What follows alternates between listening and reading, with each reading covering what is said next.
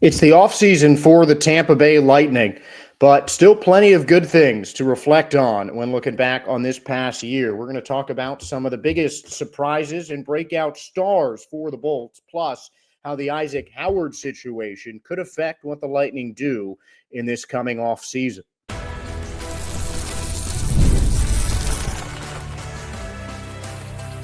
You're Locked On Lightning, your daily podcast on the Tampa Bay Lightning, part of the Locked On Podcast Network, your team every day.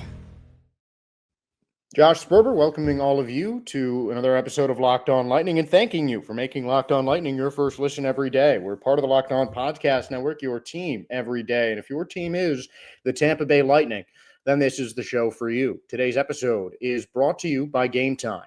Download the Game Time app, create an account, and use the code LOCKEDONNHL for $20 off of your first purchase. So, unfortunately, the Lightning season came to an end a bit earlier than I think anyone expected, and certainly than most of us had hoped. But there's definitely still a lot of things to like about this Tampa Bay Lightning season, and some big-time players emerged for the Bolts as stars in the making or just outright stars right now. And I think the obvious examples of that are Jake Guentzel, Brandon Hagel, and Anthony Cirelli. These are three players who have all been solid contributors to, pretty hefty lines over the course of their careers. Cirelli, of course, part of those Lightning Stanley Cup teams. Brandon Hagel has just been slowly improving until this year, where he got his first 90-point season and really looked like one of the best wingers in the entire NHL all season. And then you have Jake Guentzel, who was traded 3 different times, was kind of a complimentary piece on a really great line with Evgeny Malkin and Sidney Crosby. And, a lot of people kind of wrote him off. The Lightning got him for a third-round pick, which is going to end up as one of the most lopsided and franchise-changing trades, I think, in recent memory. I mean, with the way Guentzel has started with the Lightning, he was their leading performer in the Stanley Cup playoffs and their second leading goal scorer this season, as well as their 5th leading assister this season, finishing up 4th on the team with 80 points, one of 4 Lightning players with 80 or more points. Then, of course, in the postseason, he had 3 goals, which led the Lightning over the course of the playoffs and was tied for second with Victor Hedman and Ryan McDonough behind Nikita Kucherov in assists in the postseason. Guentzel led all point scorers with 6 points. And, I mean, I've said it time and time again, it was without a doubt the best move of the entire offseason for the Tampa Bay Lightning. I think unless the Lightning would have re-signed Stamkos, and even if the Lightning re-signed Stamkos, I don't think the Lightning would have made the playoffs this year without not just Jake Guentzel on the team, but Jake Guentzel really stepping up and having one of his personal best seasons ever in his NHL career. 80 points for just the second time in Guentzel's career, his highest plus-minus average ever at plus 18, and his second highest point scoring season, his highest goal scoring season, second highest assist season in his entire NHL career. Jake Guentzel really transformed into an absolute star. He was a shoo-in on Team USA's roster, ended up as one of the leading goal scorers in the entire Four Nations tournament for Team USA, on a team that included guys like Austin Matthews, the Tkachuk brothers. I mean, so many elite goal scorers. But it was Jake Guentzel who ended up as the leader on that team. And he really emerged into a star. Brandon Hagel, as I mentioned, certainly did. Anthony Cirelli got nominated for the Frank J. Selke Trophy, which is an award that I really think that he deserves. I think this year he was just such an incredible part of the Lightning's penalty kill. He was one of the leaders in shorthanded goals. And I mean, the guy that he was playing was usually the guy that was shut down. Cirelli would go man-to-man with the best player on the opposing line, and more often than not, lock those guys down. And also He was one of the best face-off winners in the NHL this season. Set a career high in goals, assists, points, an all-around career year for Anthony Selly, and I think choosing him as the best two-way forward in hockey is, I think, a safe bet. But another guy who played his way onto Team Canada in the Four Nations, him and Hagel didn't play a massive role, but they both still put up some points. They both still contributed to Canada taking the inaugural Four Nations tournament. And they really broke out this year and established themselves as not just some key players for the Tampa Bay Lightning, but also as some of the best players in the entire NHL. Another really nice surprise is showing that Ryan McDonagh just has not lost a step. I mean, it's not like he was any less than an elite defender when he was with the Nashville Predators over the last two seasons. He still had a plus minus of 12 and 19 in the two seasons with Nashville. But Ryan McDonagh has continued to play some of the best hockey of his illustrious career for the Tampa Bay Lightning. He said in the exit interviews that he wants to retire in Tampa. And, just seeing Mac back on the ice for the Lightning, I think people overlook how big that move was for Tampa. Because again, McDonagh never wanted to leave. It was, a contract issue, a salary cap issue that the Lightning had ran into. They couldn't afford to keep him. And McDonagh had to make that exit. But as soon as he could come back, he did. And it's clear to see how much better he made Tampa Bay's defense. And we're going to talk about, I think the Lightning do need to address their defense in the offseason. But Ryan McDonagh is just a rock-solid addition to that team and another guy who was just so crucial to the Lightning's success. I mean, I think Nikita Kucherov should win the Hart Trophy as the league's MVP, but as valuable as he was to the Tampa Bay Lightning, you can argue that Ryan McDonagh provided every bit of that same value on the defensive side of things. I mean, yeah, Kucherov had 121 points, tied for the league lead in assists, was the Art Ross Trophy winner once again. But without the defense that McDonagh plays, without, just how efficient his line was, the Lightning don't have the same level of success that they had that they would have otherwise. And I think that Nikita Kucherov might be a little bit more, I don't want to say replaceable because he's not replaceable, but neither is Ryan McDonagh. I think he has to be held in that kind of same regard in terms of his importance to the Tampa Bay Lightning. Same can be said about the captain, Victor Hedman, as well, who really stepped in his role as captain. Something that I think any player on the Lightning would echo is that it really didn't skip a beat in terms of the Lightning leadership changing. It just was made official that Hedman had the C on his jersey. And I think one of the biggest positives for the Tampa Bay Lightning were the emergence of their two big rookies that were on the team for most of the year. Gage Gonzalez especially, because I think Connor Geekie came in with some of that hype, and with the amount of hype that he had for a 12th overall pick,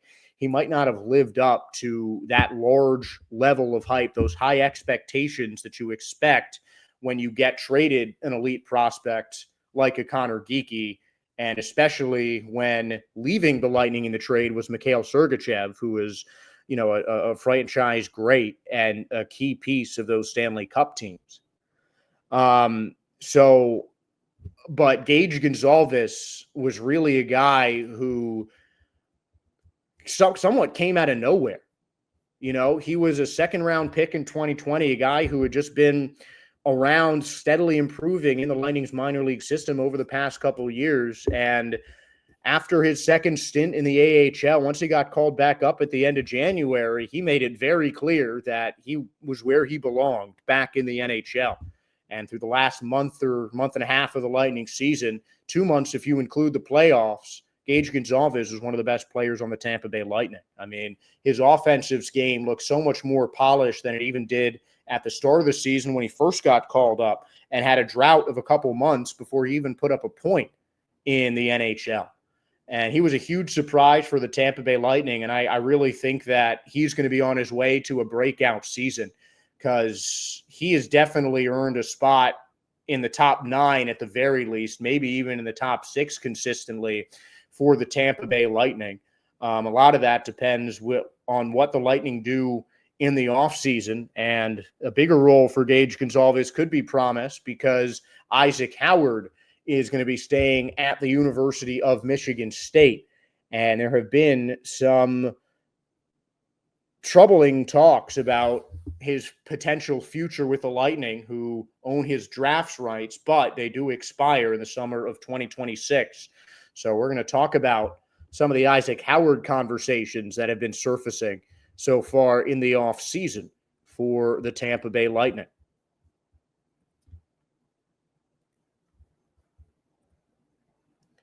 Ever check your bank account and wonder, where did all my money go? Between dining out, online shopping, and entertainment, it's so easy to lose track. That's where Monarch Money comes in. Your personal CFO, giving you full visibility and control over your finances. And Monarch Money isn't just a budgeting app. It's a complete financial command center. You can track all of your accounts, investments, and spending in one place, so you stop just managing your money and start building wealth. When I started using Monarch, I realized just how much I was spending on food delivery. Now I budget smarter and save more. Instead of juggling multiple apps, you can use Monarch to check your finances, track spending, and even plan long-term goals. Managing your money with your partner is smoother than ever. You can track shared and personal accounts, set goals, and stay on the same page without the stress. Take control of your finances with Monarch Money.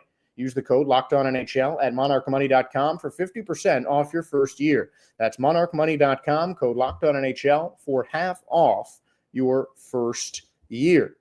And don't forget that even if the Lightning are out, the Stanley Cup playoffs are here. And if you've never been to a live NHL playoff game, it's unlike anything else. The intensity, the speed, the energy in the building is next level. And thanks to Game Time, getting in the door in the Stanley Cup playoffs is easier and more affordable than ever. Game Time is the fastest way to grab playoff tickets, even for those must-see matchups. Prices actually drop as the puck drop gets closer. And with last-minute deals, you can save up to 60%.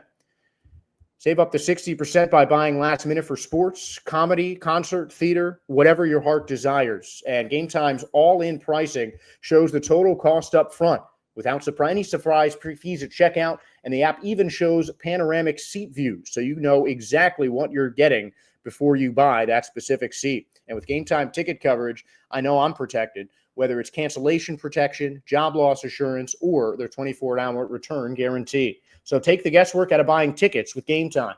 Download the Game Time app, create an account, and use the code LOCKEDONNHL for $20 off of your first purchase. Terms apply, but that is code LOCKEDONNHL, LOCKEDONNHL for $20 off your first purchase. Download the Game Time app today. Last-minute tickets, lowest price guaranteed.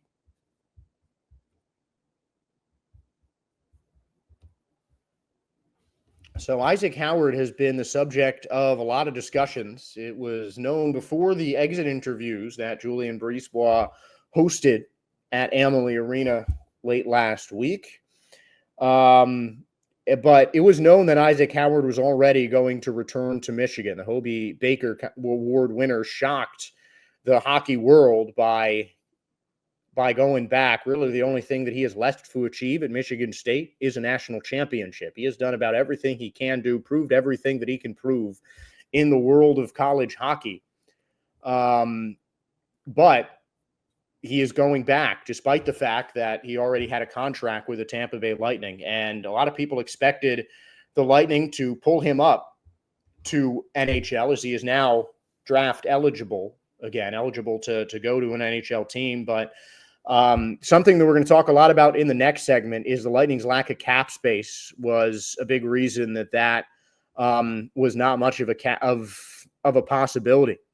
If you look at the Lightning's total cap hit, they are less than $1,000 under the NHL salary cap ceiling, and they are at their limit. There really is no room for the Lightning to add players right now, and with all the guys they're losing, it might equal just kind of one player. And the Lightning, of course, are not a team that's in a rebuilding mode. I think a lot of people expected that of Tampa Bay at the beginning of the season. I think regardless of the fact that they didn't perform up to expectations in the first round playoff series, the Lightning aren't playing to try and rebuild. They're playing to extend the title window of Victor Hedman, of Ryan McDonough, of Nikita Kucherov, of the franchise legends that are on the Tampa Bay Lightning and frankly taking up most of their cap room.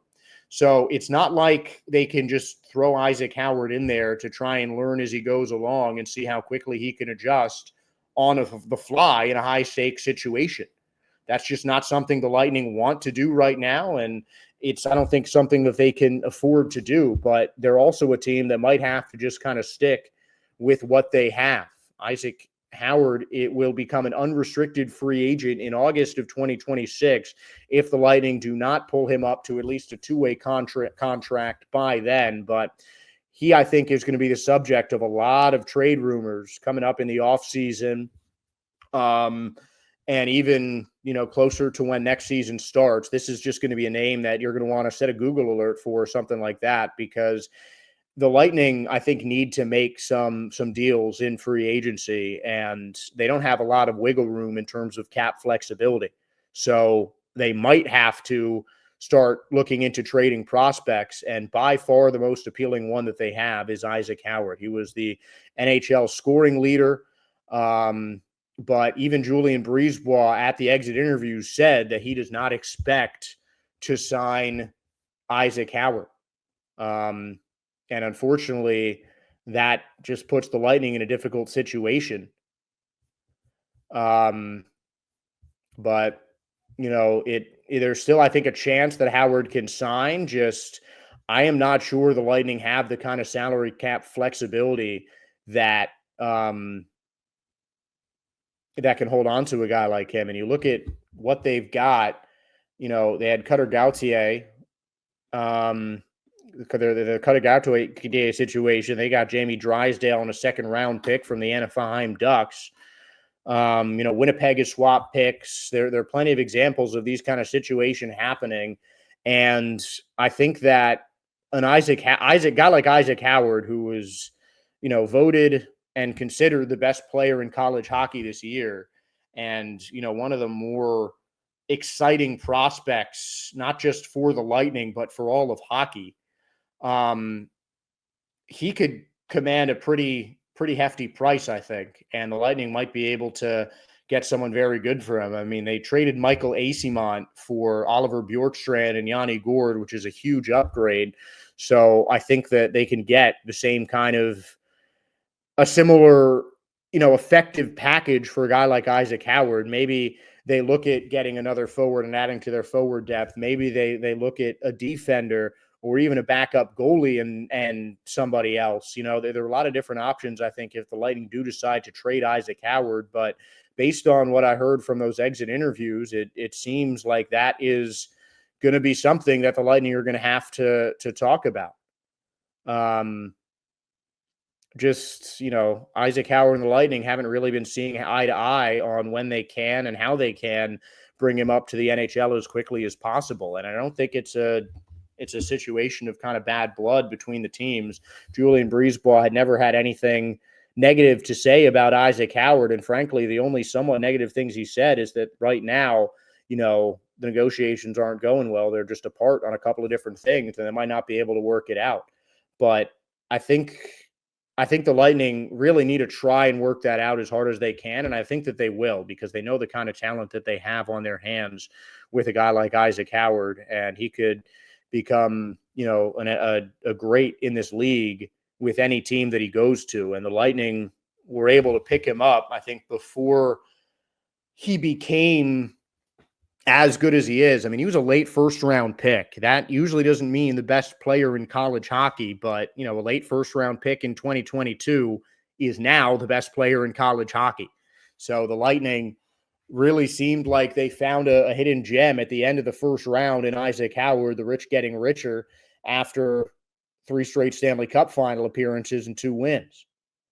I think that it would be a big mistake if the Lightning were to let Isaac Howard go, but they might have to start looking to other teams to see who would take this young prospect. And I'm sure they will be getting a whole lot of calls about Howard after this exit interview because he's definitely going to be a valued commodity and definitely been a guy that any NHL team is going to want in their roster after the last couple seasons he's had at Michigan State. And we're going to talk a little bit more about the Lightning offseason because there definitely are some needs for Tampa Bay, but that salary cap does create a bit of a problem.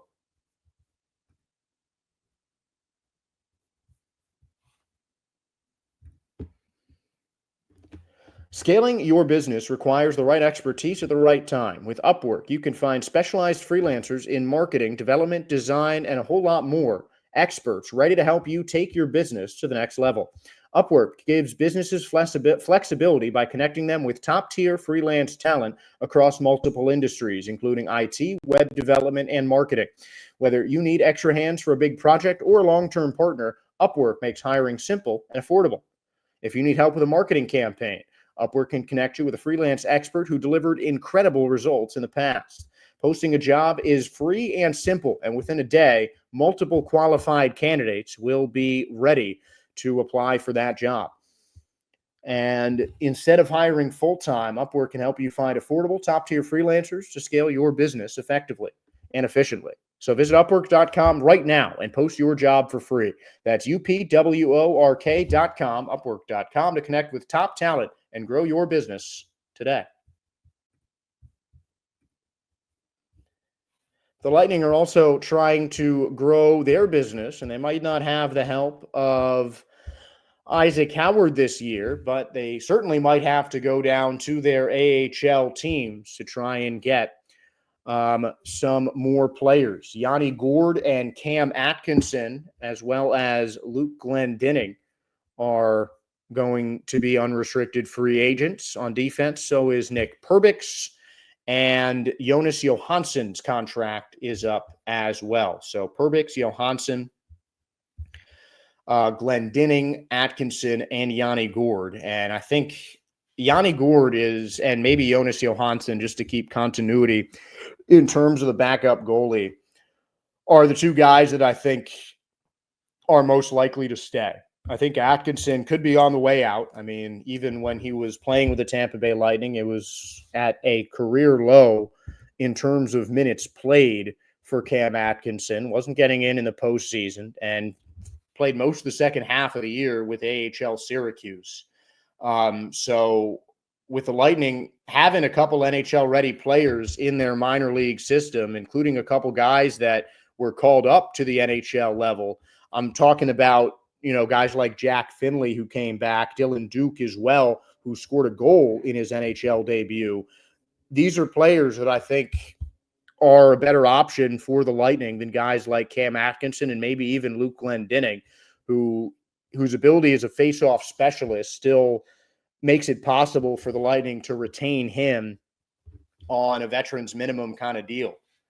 But Cam Atkinson, I don't know if he'll be back. Nick Perbix, I don't know if the Lightning need, because again, they can call up Max Crozier, who played a big role in the Syracuse Crunch's run to the postseason, was one of their best defensemen all year, even with an NHL veteran like Derek Pouliot on the line next to him. Crozier was maybe the most important defenseman on the Crunch. And one of the best players for Syracuse over the course of this last season. So he's a guy who might be able to take that seventh defender spot if Nick Perbix leaves. Darren Radish would either stay as his seventh defender role and Crozier would get on that third line, or Radish would be on the line and Crozier would be the extra defender for when the Bolts go 11-on-7. But, they've got options with some of their younger players that could slot in for some of these guys for slightly cheaper.